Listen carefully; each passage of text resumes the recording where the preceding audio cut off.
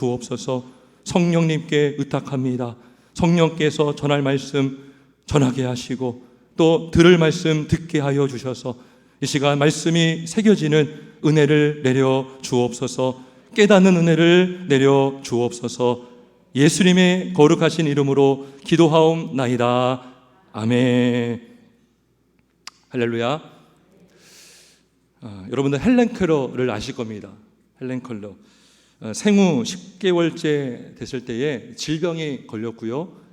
그리고 질병 때문에 그 어린 나이에 시각, 청각, 또 언어 장애를 갖게 되었습니다. 그러니까 보지도 못하고 듣지도 못하고 말하지도 못하는 장애를 갖고 일평생 그 10개월째 됐을 때 걸렸던 병으로 인해서 아주 고통스럽고 힘든 그러한 장애를 갖게 되었습니다.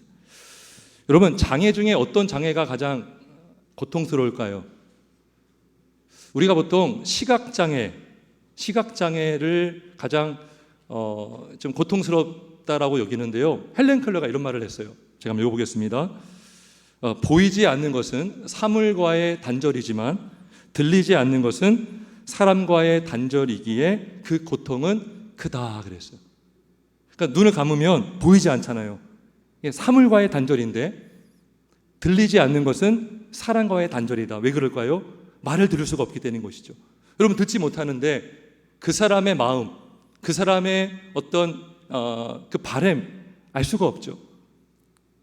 이 고통이 크다는 거예요. 여러분, 태어날 때부터 선천적으로 장애를 갖고 태어나는 사람들이 있는 반면에 살다가 어떤 사고를 통해서 장애를 갖게 된 분들도 제법 많습니다. 얼마나 고통이 클까요? 처음부터 보지 않았다면 뭐 그럴 수 있을 것 같아요. 그것도 힘들겠지만 멀쩡히 다 보았던 세계를 어느 순간 사고로 인해서 보지 못한다면 그 고통이 얼마나 클까 상상할 수가 없을 것 같아요. 다 아시겠지만 저희 아버지가 오래전에 그 뇌경색으로 쓰러졌죠. 근데 이제 한쪽 마비가 왔고 말을 하지 못했습니다. 말을 아주 잘하셨던 분인데 응급실에 딱 갔더니요, 말을 하려고 하는데 막 이게 안 나오는 거예요. 막 쭈쭈쭈 막 이러시고, 그러니까 막 한숨을 푹 쉬시고, 그러니까 의식은 있는데 말을 못 하니까 되게 답답해하는 거예요. 누워 계시는데 막 눈물도 흘리시고. 근데 좀 시간이 지나니까 이제 의식도, 그러니까 이 인지 능력이 조금씩 떨어지더라고요. 그래서 이제 한쪽은 쓸 수 있으니까 종이를 줘서 아버지가 생각하는 것을 쓰도록 종이를 줬는데 글도 이상하게 쓰시는 거예요. 그러니까 인지도 떨어지시고, 인지가 떨어졌다는 것은 잘 듣지 못한다는 것이고 말할 수 없는 그런 고통을 받았습니다. 잘 듣다가 또 잘 말하다가 어느 순간 장애를 통해서 그런 고통을 받는 사람들의 고통을 우리가 어떻게 헤아릴 수가 있겠습니까? 여러분, 근데 우리가 이렇게 육체적인 고통, 육체적인 장애, 육체적으로 말 못하고 듣지 못하는 장애도 힘들지만 진짜 심각한 장애가 뭔지 아세요? 그건 바로 우리의 영혼이 듣지 못하는 것, 우리의 영혼이 말하지 못하는 것, 이것이 엄청난 장애인 것입니다. 여러분, 로버트 맥체인 목사님이라고 계셔요. 우리 성경 읽기하고 있잖아요. 그 표를 만드신 분인데요. 로버트 맥체인 목사님께서 그런 말을 했어요. 회심하지 않은 영혼은 귀머거리고 벙어리다 그랬어요. 뭐라고요? 회심하지 않은 영혼은 벙어리고 귀머거리고 벙어리다 그랬어요. 이게 정말 사실입니다, 여러분. 회심하지 않았다는 것은 영혼이 죽은 거죠. 여러분, 죽은 시체, 송장에게 아무리 말해보세요. 듣지 못하죠. 아무리 송장에게 나에게 말 좀 해봐라고 해도 말하지 못하죠. 마찬가지라는 거죠. 영혼이 회심하지 못하고 거듭나지 않아서 영혼이 죽어 있으면 말할 수 없고 들을 수 없다는 것입니다. 볼 수도 없죠. 자, 그러면 영혼이 귀를 먹으면 어떠한 문제가 일어날까요? 어떠한 고통을 받을까요? 먼저는 하나님의 심판의 경고의 메시지를, 음성을 들을 수가 없습니다. 여러분, 성경을 보면요, 하나님께서 백성들을 경고할 때가 있어요. 그때마다 하나님께서 나팔 소리를 듣게 하십니다. 요엘 2장 1절에 보면 이런 말씀이 있어요. 시온에서 나팔을 불며 나의 거룩한 산에서 경고의 소리를 질러 이 땅 주민들로 다 떨게 할지니 이는 여호와의 날이 이르게 됨이니라. 이제 임박하였다 그래요. 그러니까 이 나팔 소리가 뭡니까? 경고의 소리죠. 경고의 소리. 적이 쳐들어올 때 막 공습 경고만 울리잖아요. 사이렌 소리 울리잖아요. 1983년도인가요? 제가 어렸을 때 기억이 나요. 북한에서 미국이가 넘어왔다는 소식을 들었어요. 근데 그 전에 동네에 막 사이렌이 울렸습니다. 여러분 다 하셨죠? 예. 그때 전쟁 난 줄 알았다고 하더라고요. 저희 외숙모가 6.25를 다 거친 분이신데 굉장히 아주 두려워가지고요. 전쟁 난 줄 알고, 예. 그렇게 두려워했다는 이야기를 듣기도 했습니다. 여러분, 근데 이렇게 사이렌이 울리고 막 공습 경보가 울리는데 듣지를 못하면 도망갈 수가 없잖아요. 방어할 수가 없잖아요. 방비할 수 없는 거예요. 마찬가지로 하나님의 경고의 소리를 듣지 못하는 우리 영혼이 귀를 먹고 있잖아요. 그러면 하나님의 심판의 경고를 들을 수가 없는 것입니다. 2011년도 3월 11일 동일본 대지진이 일어났습니다. 여러분, 얼마 전에 티르키예에서 일어났던 지진이 강도가 몇이었죠? 7.8이었는데 일본에서 있었던 지진은 9.1. 그리고 지진으로 끝나지 않고 쓰나미 해일이 몰려와서 많은 사람들의 목숨을 잃었습니다. 근데 제가요, 예전에 한번 그때 생존했던 그 사람의 이야기를 다룬 다큐멘터리 영상을 본 적이 있거든요. 근데 제가 몰랐던 사실을 알게 되었습니다. 뭐냐면 그때 그 해안가에 있었던 그 지역 있잖아요. 여러분들 아마 영상을 많이 봤을 거예요. 막 물이 막 파도가 물려와서 막 죽고 막 이런 영상들인데 그 지역에 지진이 일어나고 사이렌이 울렸다는 거예요. 경고의 방송들이 막 나갔는데 사람들은 대수롭지 않게 여겼다고 합니다. 왜냐하면 그 지역에 방파제를 10m 이상 되는 방파제를 공사했거든요.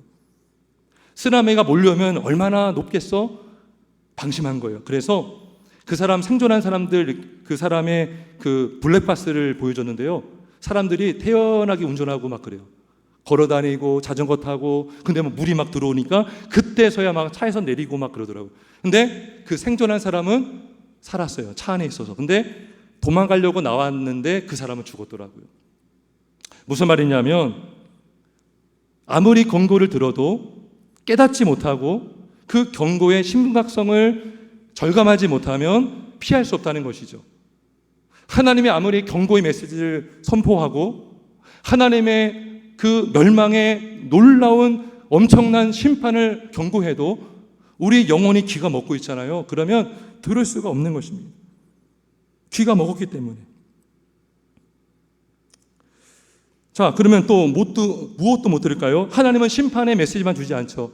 심판하니 돌아오라 라고 말씀하시죠. 내게로 돌아와라. 예수님이 말씀하셨죠. 수고하고 무거운 짐진 자들아 다 내게로 오라. 내가 너희를 쉬게 하리라 그랬어요. 여러분, 이 경고의 메시지를 들으면 들은 사람들은 두려워요.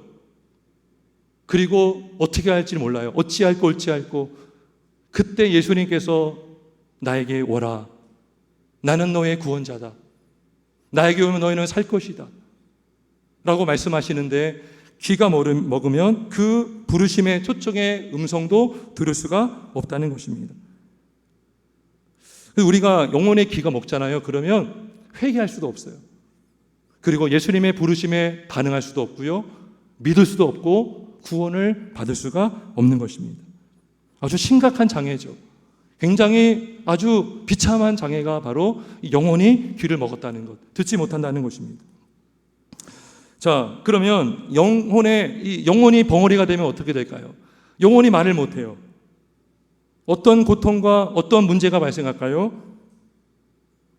주님의 이름을 부를 수가 없어요.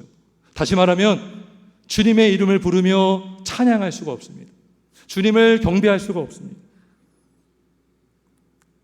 시편 104편 1절에 이런 말씀이 있습니다. 내 영혼아 여호와를 송축하라. 내 속에 있는 것들아 다 그의 거룩한 이름을 송축하라. 여러분, 찬양이 뭡니까? 여러분, 우리가 무엇으로 찬양하십니까? 우리의 영혼이 찬양하는 거예요. 영혼이. 여러분, 우리의 영혼에서 울려 나오는 것이 입술로 고백되어지는 줄 믿습니다. 영혼이 찬양하는 거예요. 영혼이. 내 영혼아 여호와를 송축하라. 근데 영혼이 입이 딱 닫혀 있잖아요. 영혼이 벙어리면 진정한 영과 진리로 주님을 예배할 수 없어요. 영과 진리로 예배할지니라. 하나님은 예배하는 자를 찾는다 그랬죠. 그 영이 성령 안에서라는 뜻도 있지만 어떤 것은요, 어느 때는요, 신령과 진정으로, 옛날에는 진정한 마음으로, 그죠? 주님의 영혼, 우리의 영혼을 담은 마음으로 주님을 찬양하는데 우리의 영혼이 말을 하지 못하잖아요. 그러면 입으로도 주님의 이름을 부를 수가 없습니다. 겉으로는 말할 수 있겠죠. 하지만 형식적인 찬양이 될 수가 있는 것입니다. 영혼이 부르는 찬양이라는 거예요. 영혼이 부르는 찬양. 또 우리의 영혼이 벙어리가 되면 뭘 못할까요? 기도할 수가 없습니다. 기도가 뭐죠? 영혼의 호흡이죠. 여러분, 입을 막아보세요. 코와 입을 막으면 숨을 쉴 수 없죠. 숨을 쉴 수 없는데 호흡하지 못한다는 것이죠. 이 기도가 영혼의 호흡이고 영혼과 하나님과, 영이신 하나님과의 대화거든요. 그러면 입이 벙어리가 되면 우리가 영적으로 주님과 대화할 수가 없어요. 영혼이 말을 못하기 때문에. 우리의 영혼이 고백하는 거거든요. 여러분, 기도는요, 영혼이 하는 고백이에요. 그것이 입술로 나오는 것이 통성으로 기도가 되고 또 읊조리면서 기도가 되기도 하고 여러 가지 양태로 나오지만 중요한 것은 우리의 영혼으로부터 찬양이 나오고 우리의 영혼으로부터 기도가 나온다는 것이죠. 근데 영혼이 언어에 장애가 있으면 입술로도 기도할 수가 없다는 것입니다. 회개할 수 없어요. 간구할 수 없어요. 할 수 있지만 중언부언할 수밖에 없는 것입니다. 입만 살았다 그러죠. 우리가 입만 살아서 뻥긋뻥긋하지만 내 영혼에서 나오는 기도가 아니에요. 왜요? 영혼이 벙어리가 되었기 때문에. 또 영혼이 말을 못하면 어떠한 장애가 있냐면 바로 복음을 전할 수가 없습니다. 예레미야 선지자가 이런 고백을 했어요. 예레미야 20장 9절에 보면 내가 다시는 여호와를 선포하지 아니하며 그의 이름을 말하지 아니하리라 하면 내 마음이 불붙는 것 같아서 골수에 사무치니 답답하여 견딜 수 없나이다 라고 했어요. 그러니까 여러분, 이 전도가 뭡니까? 내 마음에서 나오는, 내가 복음을 전하지 않으면 견딜 수 없는 그 영혼을 향한 간절하고 애틋하고 탄식하는 마음이 입으로 나오는 거예요. 예수를 믿으십시오. 예수를 믿으면 당신과 당신의 집이 구원을 받을 것입니다. 믿는 자는 영생을 얻습니다. 믿지 않는 자는 하나님의 정죄를 받을 것입니다. 라는 복음의 메시지를 전할 수가 없어요. 왜냐하면 입이 막혀있기 때문에. 그래서 여러분, 이사야 56장 10절에 하나님께서 이스라엘 그 백성들 향해서 이렇게 말씀하셨습니다. 이스라엘 파수꾼들은 맹인이요 다 무지하며 벙어리 개들이라 짖지 못하며 다 꿈꾸는 자들이요 누워있는 자들이요 잠자기를 좋아하는 자들이니 그래요. 여러분, 개를 키울 때에 집에 도둑이 왔어요. 그러면 개가 소리를 질러야죠. 짖지를 못하는 거예요. 벙어리 개들이라 짖지 못한다. 우리의 영혼의 입술이 말을 하지 못하면 죄를 죄라 말할 수 없고 예수님을 나의 구주로 말할 수 없고 하나님이 이 세상의 창조주라는 것을 전파할 수가 없다는 것입니다. 그래서 우리가 영혼이 귀가 먹고 말을 못하면 주님의 경고의 메시지를 듣지 못하고 주님의 부르심의 초청에 반응하지 못하고 주님의 이름을 부르며 찬양할 수가 없고 주님의 이름으로 기도할 수가 없고 주님의 이름을 의지하여 복음을 전할 수도 없는 것입니다. 아까 헬렌 켈러가 뭐라고 했다고요? 시각장애는 사물과의 단절이지만 말하지 못하는 것은 사랑과의 단절이다. 우리의 영혼이 귀가 먹고 벙어리면 하나님과의 관계가요 단절된 거예요. 하나님의 음성을 들을 수 없잖아요. 우리의 믿음의 고백을 하나님께 영으로 드릴 수 없잖아요. 어떻게 하나님과 교제하고 어떻게 하나님과 동행하며 살 수가 있겠습니까? 헬렌 켈러 말이 맞는 거예요. 듣지 못하는 것, 말하지 못하는 것, 이게요 엄청난 장애라는 거죠. 고통이라는 것이죠. 여러분, 진짜 믿음 있는 사람들은요 하나님의 음성이 느껴지지 않고 하나님의 동행하심이 느껴지지 않을 때에 그때 여러분 가장 두렵지 않습니까? 어떤 선교사님이 아랍 국가에서 선교하시는데 자기는 이슬람 무장장들이 오는 것이 두려운 것이 아니라 하나님의 임재를 느끼지 못할 때 가장 두렵다고 하더라고요.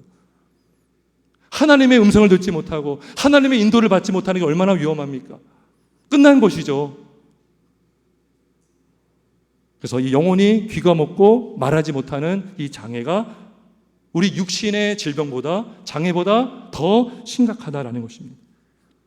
여러분, 이러한 장애를 가진 사람에게 소망이 있습니까? 없습니까? 소망이 있습니다. 먼저는요, 내가 말을 못하고 내 영혼이 병들었다라는 것을 인식하는 자가 주님을 찾을 수가 있습니다. 여러분, 예수님 당시 때에 바리새인들과 서기관들은 자신이 다 건강한 사람인 줄 알았어요. 똑똑하고 성경을 많이 알고 세리와 죄인들을 정죄하고 비판하고 자신들의 전통을 강조하면서 그렇게 안 하는 사람들을 정죄하고 비판했죠. 근데 예수님이 뭐라고 했냐면 건강한 자에게는 의사가 쓸데없고 병든 자에게라야 쓸데있느니라 라고 말씀하셨습니다. 스스로 건강하다고 하는 사람들, 근데 이미 그 안에 몸속에 암덩어리가 막 퍼져 있어요. 막 종양이 막 커지고 있습니다. 근데 깨닫기 전까지, 발견되기 전까지는요 스스로 막 건강하다고 생각하는 거죠. 병원을 갈 일이 없는 거죠. 하지만 내가 영적으로 병들었구나, 내가 영원히 죽었구나, 나에게 소망이 없다는 것을 깨닫는 자는 하나님 앞에, 예수님 앞에 나갈 수가 있는 것입니다. 여러분, 그래서 오늘 본문에 보니까 누가 주님 앞에 나갔습니까? 귀 먹고 말 더듬는 사람이 예수님 앞에 나갔습니다. 그리고 예수님께서 그 병자를, 장애인을 치료해 주셨습니다. 우리 영혼을 구원하고 우리 영혼의 장애를 치료하시는 유일한 전능하신 하나님은 바로 예수님이심을 믿습니다. 우리 예수님이 우리의 완전한 의사이십니다. 예수님이 우리의 완전한 구원자이십니다. 자, 그러면 예수님께서 어떻게 이 장애를 가진 사람을 고쳐주셨는가? 세 가지 방법으로, 세 가지 과정을 거치면서 이 장애를 고쳐주셨습니다. 먼저는 어떻게 고쳐줬습니까? 먼저는 이 말 못하고 귀먹은 자를 1대1로 만나 주셨습니다. 1대1로. 자, 우리 33절 보겠습니다. 33절에 보면 사람들이 일단은 그 장애를 가진 사람을 데리고 왔어요. 근데 예수님께서 여러 사람들을 있는 데서 고치지 않고요, 그 사람을 따로 데리고 무리를 떠났어요. 무리를 떠나서 그 장애를 가진 사람과 장애자와 예수님이 1대1로 만남을 가졌다는 것입니다. 여러분, 우리 모든 성도들, 우리 모든 심령마다 예수님을 만나야 우리가 구원받고 예수님을 만나야 우리의 모든 질병과 문제가 해결함 받는 것을 믿으시길 주의 이름으로 축원합니다. 예수님을 만나야 되는 거예요. 여러분, 부모님의 신앙으로 우리가 구원받지 않습니다. 친구의, 동료의 신앙으로 우리가 구원받지 않아요. 내가 예수님을 만나야 되는 거예요. 아브라함의 하나님, 이삭의 하나님이 아니라 그분이 나의 하나님임을 믿고 만날 때에 그 만남의 역사를 통해서, 인격적인 주님과의 만남을 통해서 그 사람이 구원받고 치료가 되는 줄 믿습니다. 여러분, 가끔 이제 제가 목사이다 보니까요, 어떤 이렇게 신앙이 없는 분인데 저한테 기도를 요청하는 때가 있어요. 하나님, 자기는 예수님을 잘 안 믿어요. 근데 목사님은 하나님 믿으시니까 저를 대신해서 우리 가족을 위해서 기도해달라고 요청하시는 분들이 가끔 있어요. 어려운 일이 생긴 거예요. 제가 가만히 이야기를 들으면서 마음이 안타까운 거예요. 왜 안타깝냐? 제가 솔직하게 그분한테 이런 얘기했어요. 지금의 상황은 하나님께서 당신을 만나고 싶어하는 것 같습니다. 그랬어요. 그럼 보세요. 하나님이 우리에게 어떠한 어려움을 주셨어요. 나는 하나님께 나가야 되는데 어느 목사님이나 권사님이나 누구 집사님에게 기도 달라고 하면 좀 이상하지 않습니까? 핵심은 나거든요. 하나님은 나에게 관심이 있어요. 그 상황 속에서, 어려운 상황 속에서 믿음으로 돌파하기를 원하시는데 나는 계속 기도로 빠지고 있으면서 믿는 누구에게 기도를 부탁하는 건 이게 뭐예요? 이게 기복주의거든요. 기복주의. 나는 믿지 않아요. 근데 하나님만 이 문제만 해결해 달라는 거예요. 그러면 굳이 하나님께 구할 필요도 없죠. 절에 갈 수도 있어요. 그게 기복주의 아닙니까? 제가 그랬어요. 지금 하나님은 당신에게 관심이 있는 것 같습니다. 하나님께로 나오시기 바랍니다. 제가 그랬어요. 그게 본질 아닙니까? 무슨 말씀을 드리냐면, 우리가요, 종교, 기독교, 신앙 얘기하지만 정작 나는 하나님께 나오지 않을 수 있다는 거예요. 군중에 따라서 사람들이 가는 곳에 끌려다니면서 친구 만나고 다른 목적으로 교회를 왔다 갔다 할 수 있지만 나는 한 번도 예수님 만난 적이 없어요. 나는 한 번도 하나님을 경험한 적이 없어요. 그 신앙은 오래가지 못합니다. 그 신앙은 환경에 따라 바뀔 수밖에 없어요. 여러분, 성경을 가만히 보세요. 믿음의 사람들은 다 하나님을 만났습니다. 인격적으로 만났습니다. 모세도 만났고요. 아브라함도 만났습니다. 야곱도 그렇게 계산적인 사람이 야복강가에서 주님을 만났잖아요.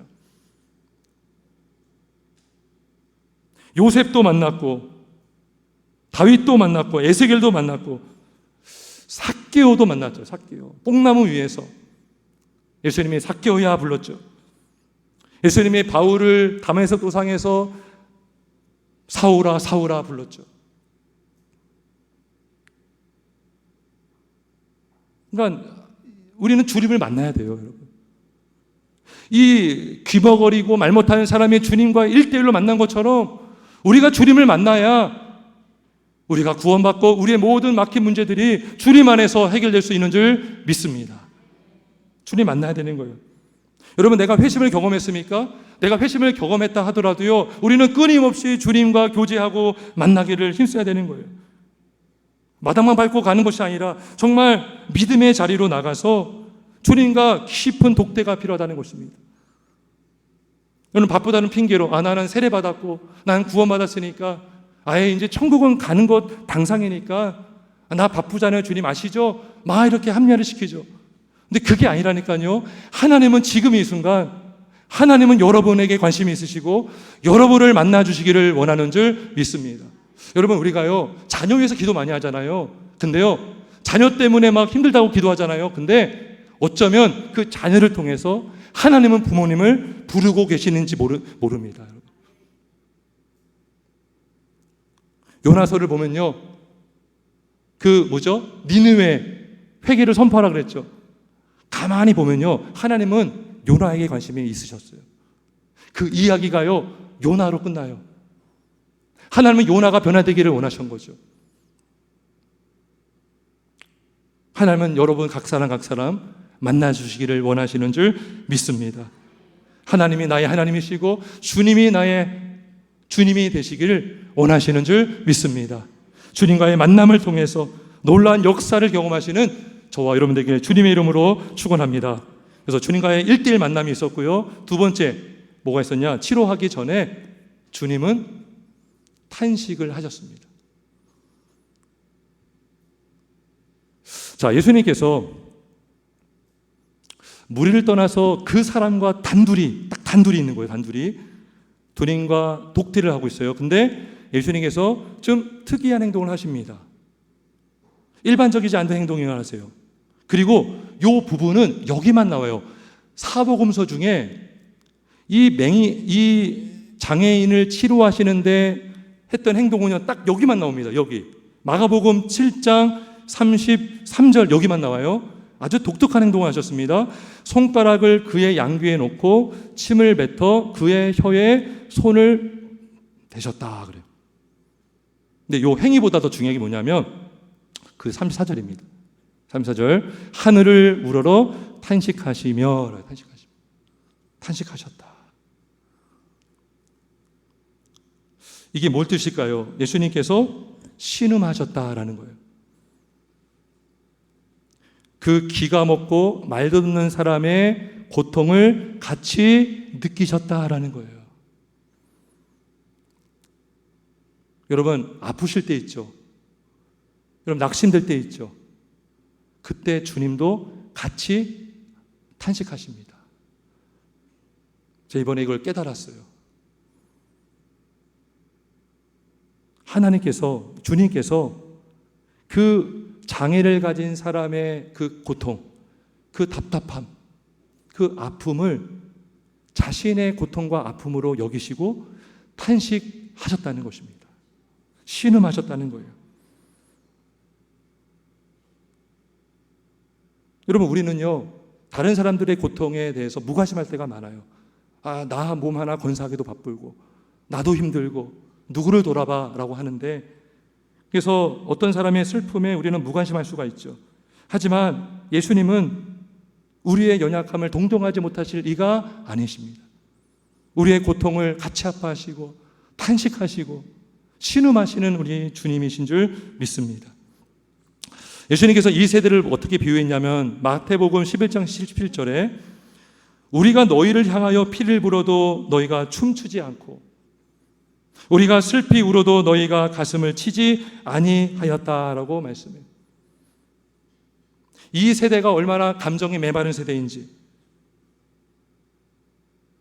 나에게는 탄식하지만 다른 사람들의 고통과 문제에서는 탄식하지 않는 세대, 무관심한 세대, 개인주의, 이기주의의 아주 팽배한 사회를 우리 예수님께서 이미 2000년 전에 성경을 통해 말씀해 주고 있지 않습니까? 하지만 우리 예수님은 우리의 고통, 우리의 아픔을 외면하지 않으시고 모른 척하지 않으시고 함께 신음하시고 탄식하여 주시는 우리의 하나님이십니다. 지금도 우리 예수님은 하늘 보좌 우편에서 지금 말 못하고 영적으로 기가 먹어 있고 영적으로 죽어 있고 영적으로 신음하고 있는 그 영혼들을 향해 탄식하고 계시는 줄 믿습니다. 우리가 기도하지 못해서 탄식하는 것, 우리가 주님을 찾지 못해서 헤매고 있는 그 유리방황하는 영혼들을 보시며 하늘 보좌 우편에서 탄식하시며 기도하고 계시는 줄 믿습니다. 그리고 우리 예수님은 그 마음으로 지금도 말씀으로 우리를 찾아와 주시고 성령을 통해서 깨닫게 하시고 우리의 영혼을 회복시켜 주시고 질병을 고쳐주시는 우리 주님이신 줄 믿습니다. 그 주님의 그 마음, 탄식하시는 마음이 우리에게도 있기를 주님의 이름으로 축원합니다. 마지막으로 우리 예수님은 어떻게 결국 고쳐주셨습니까? 바로 말씀으로 고쳐주셨습니다. 할렐루야. 말씀으로. 자, 34절에 보면 예수님께서 뭐라고 하시냐면 하늘을 우러러 탄식하시며 그에게 이르시되 에바다 하시니 이는 열리라는 뜻이라 라고 합니다. 결국 예수님은 말씀으로 치유주셨습니다. 여러분 손가락을 놓고 침을 뱉어서 고친 것이 아니라 결국 예수님이 선포하신 에바다 열리라는 말씀으로 이 장애자는 치료를 받았습니다. 여러분 우리 예수님이 누구시죠? 우리 예수님은 창조주 하나님이십니다. 하나님이 세상을 창조하셨죠. 근데요 삼위로 계신 한 하나님, 성부, 성자, 성령 그 삼위로 계신 한 하나님께서 세상을 태초에 창조하셨습니다. 근데요 특별히 성부, 성자 하나님은 말씀이시죠.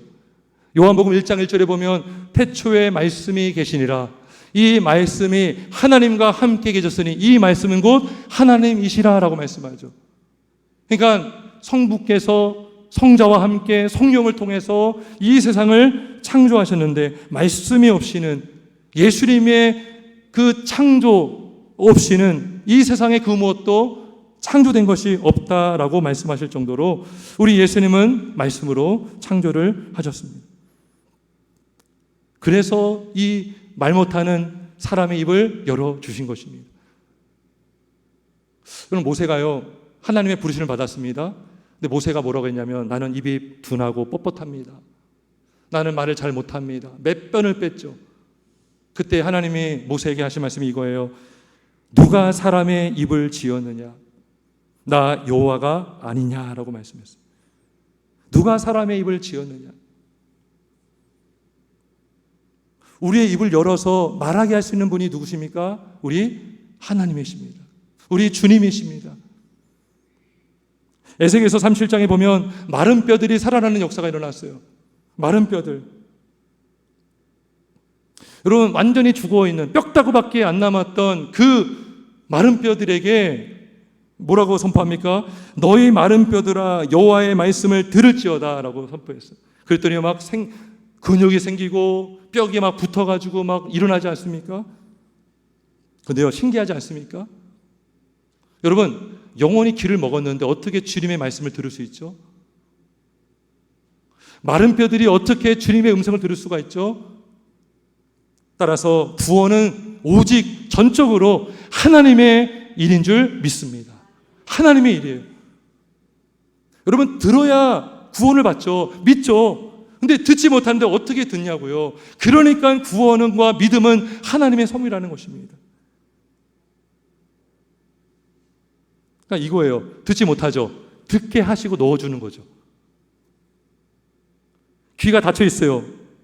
열어주시고 말씀을 듣게 하셔서 듣게 하시는 것입니다. 그래서 말씀이 성령을 통해서 역사할 때, 여러분, 우리가 성경을 읽고 말씀을 들어도요, 누구는 깨닫고 누구는 깨닫지 못해요. 성령께서 임재하시고 역사하느냐에 따라서 이 차이가 나는 것입니다. 성령은 어둠을 밝히시는, 조명해 주시는 빛이십니다. 성령의 은혜가 있어야 우리는 말씀을 듣고 깨달을 수 있는 것입니다. 그래서 여러분, 말씀이 뭡니까? 성령의 검이라고 하지 않습니까? 성령의 검. 성령의 검. 말씀이 곧 성령의 검이라는 것이죠. 또 성령은 진리의 영이다 그래요. 진리의 영. 진리를 깨닫게 해주시는 영이라는 거죠. 그래서 우리가 말씀을 들을 때에 귀가 닫혀 있고 눈이 닫혀 있고 마음이 닫혀 있지만 성령의 임재를 통해서 그 우리의 마음이 열리고 귀가 열려서 말씀이 들어가고 그 말씀을 통해서 우리가 회복이 되고 듣게 되는 줄 믿습니다. 여러분, 그래서요, 믿음은 납득이 되어서 믿는 게 아니에요. 우리는 납득될 만한 귀가 없다고요. 여러분, 좀가 들을 만한 귀가 있다면 납득이 돼서 믿을 수 있다고 말할 수 있지만 아예 우리는 듣지 못한다니까요. 근데 그럼에도 불구하고 예수님께서 성령을 통해 듣게 하시고 믿게 하셔서 구원을 이루신 것이 아닙니까? 우리의 머리로 믿는 것이 아닙니다. 우리의 지식으로 믿는 것이 아닙니다. 똑똑한 이성으로 동의가 돼서 믿음이 생기는 것이 아니라 오직 하나님이 주시는 선물로, 은혜로 믿음을 통하여 우리가 믿고 구원을 받을 수 있는 줄 믿습니다. 여러분께서요, 예수님 당시에 똑똑하다고 했던 바리새인들, 천국의 비밀을 가리셨어요. 마태복음 11장에 보면 지혜롭고 슬기롭다 하는 자들에게는 천국의 비밀을 숨기시고 가리시고 대신 겸손한 어린아이들에게는 나타내심을 감사하나이다, 이런 말씀이 있어요.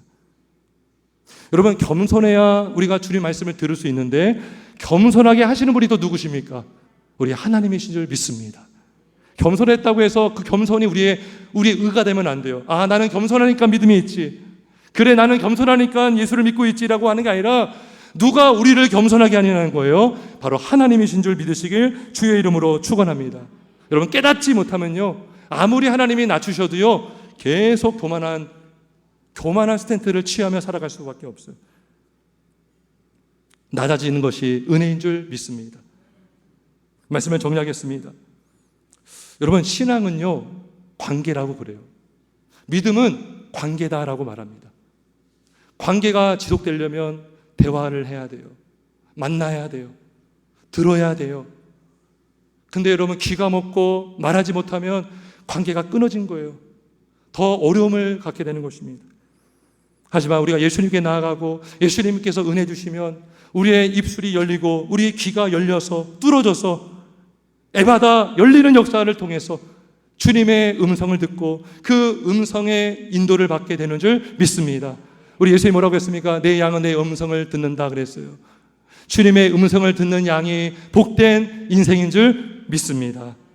우리가 이 음성을 듣고 일평생 우리의 영혼이 주를 찬양하고 우리의 영혼이 주님을 전도하고 우리의 영혼이 주님을 기도하여서 믿음으로 승리하시는 우리 모든 인생이 되시길 예수님의 이름으로 축원합니다.